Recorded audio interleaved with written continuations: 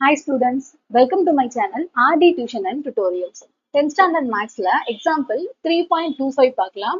இதுல கீழே கொடுக்கப்பட்டுள்ள இருபடி சமன்பாடுகளின் மூலங்களின் கூடுதல் மற்றும் பெருக்கற்பலன் ஆகியவற்றை காண்க அப்படின்னு கொடுத்திருக்காங்க. இதுல மொத்தம் வந்து 3 சப்டிவிஷன் கொடுத்திருக்காங்க. இதை நம்ம ஒன் பை ஒன்னா பார்க்கலாம்.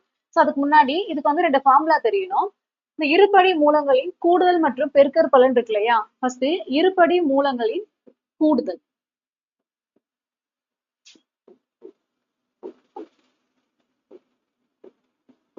ஃபார்முலா என்னன்னா கூடுதல் அப்படின்னா ஆல்பா பிளஸ் பீட்டா அப்படின்னு எடுக்கணும். ஆல்பா பிளஸ் பீட்டாவை எப்படி எழுதுவாங்கன்னா மைனஸ் பி பை ஏ அப்படின்னு எழுதணும். அடுத்து மூலங்களின் பெருக்கற்பலன்.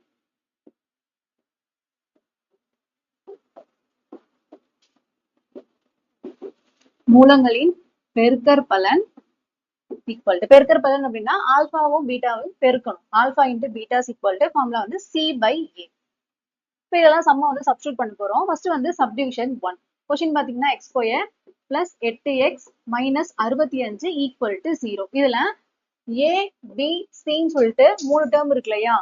அப்ப இதுக்கு முன்னாடி எதுவுமே இல்லைன்னா 1 இருக்குன்னு அர்த்தம். அப்ப a வந்து 1, b வந்து 8, c வந்து மைனஸ் 65.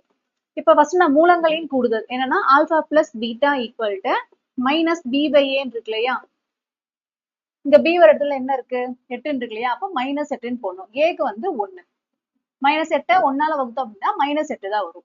அடுத்து மூலங்களின் பெருக்கற்பலன் alpha into beta equal to C by A. சியோட வேல்யூ என்ன இருக்கு மைனஸ் 65, ஏக்கு வந்து 1.